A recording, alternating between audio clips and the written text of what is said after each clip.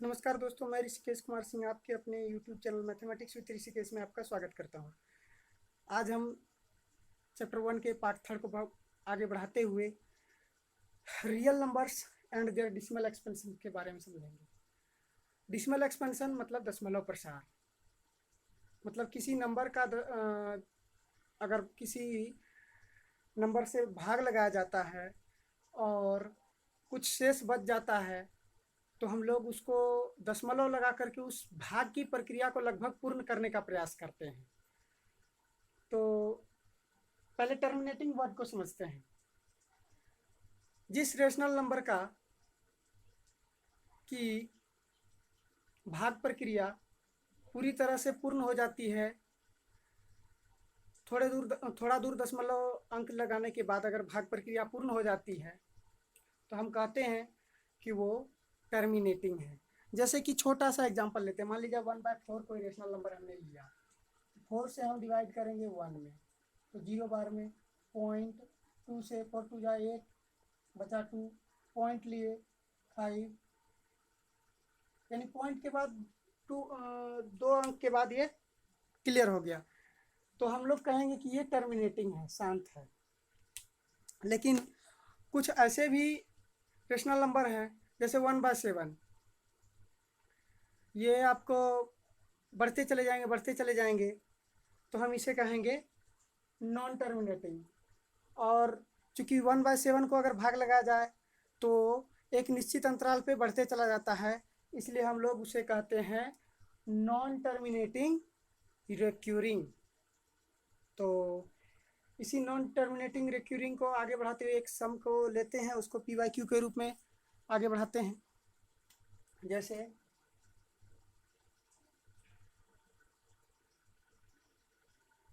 देखिए, यहाँ पर मैंने इसको सॉल्व करने की कोशिश की है। 0.47, इस 7 पर जब बार लग गया यानी एक छड़ लग गया तो इसका वैल्यू 0.47777। मैंने सोचा कि एक अंक की पुनरावृत्ति हो रही है, क्यों ना इसे 10 से गुना करके परिमेय संख्या निकालने के प्रयास किया जाए।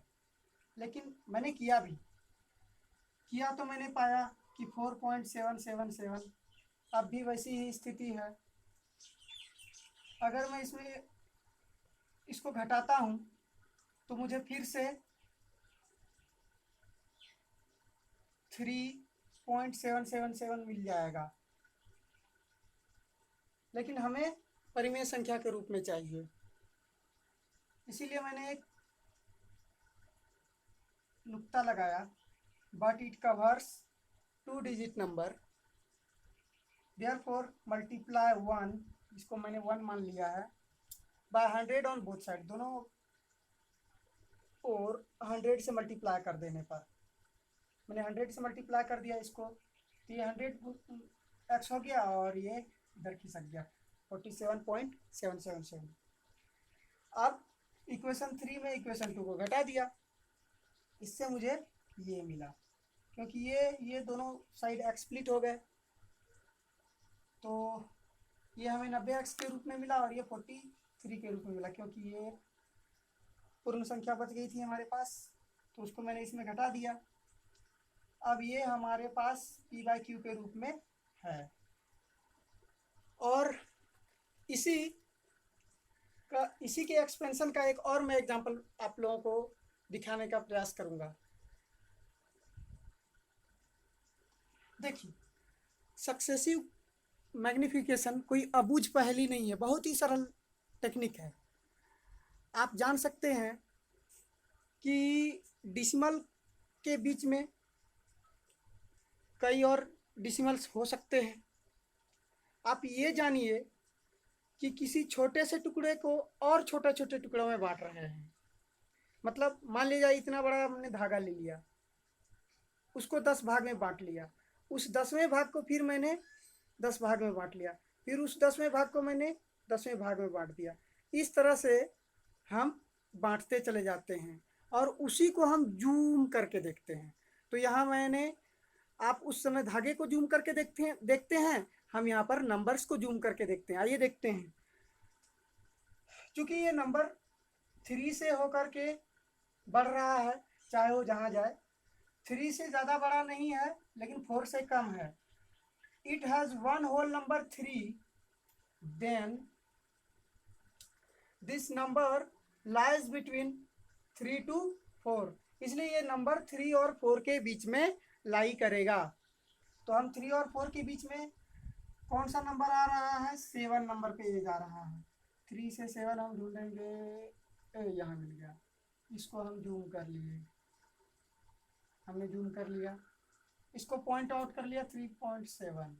अब 3.7 से आगे बढ़ेगा, इसलिए 3.7 और 3.8 के बीच में हमने उसको 10 पार्ट में काट लिया। अब उस 10 पार्ट को हम आगे बढ़ाएंगे 3.71, 3.72, 3.73, 3.74, 3.75, 3.76, 3.77 एंड सो ऑन। हमको चाहिए क्या? 3.76। यहाँ मिल गया, इसको हमने जूम कर लिया।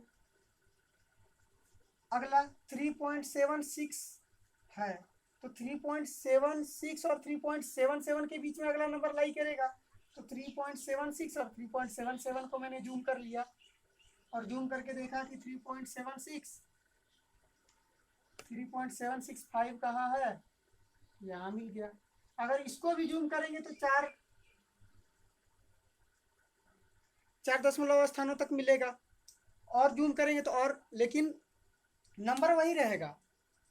3.7 जो नियरेस्ट 10th अगर आप जा रहे हैं तो 3.7, और नियरेस्ट 10 जा रहे हैं तो 4 मिलेगा। यानी 3 और 4 के बीच में वो नंबर लाई करेगा। आशा करता हूँ आपको ये वीडियो बहुत ही पसंद आया होगा। तो हमारे चैनल को सहयोग करने के लिए ज़्यादा से ज़्यादा शेयर करें और सब्सक्राइब करें। धन्यवाद।